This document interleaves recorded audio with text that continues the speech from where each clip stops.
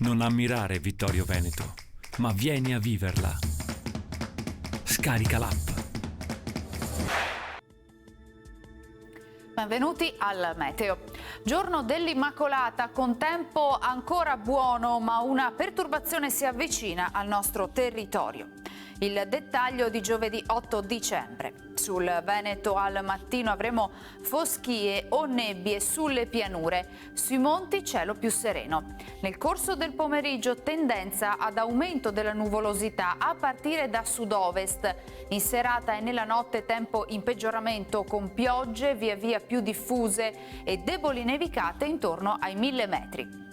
Temperature stazionarie minime tra 2 e meno 2 gradi, massime invece comprese tra i 5 e i 9 gradi. Spostiamoci ora sul Friuli Venezia Giulia, anche qui cielo poco nuvoloso con qualche addensamento, verso sera poi più nubi, nella notte precipitazioni anche moderate. Temperature minime tra 1 e 7 gradi, massime sugli 8-12 gradi.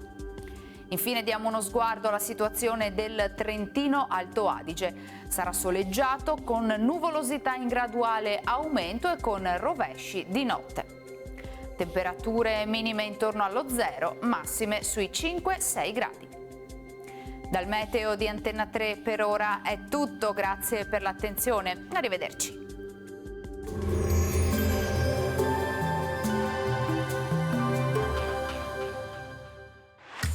Non ammirare Vittorio Veneto, ma vieni a viverla. Scarica l'app.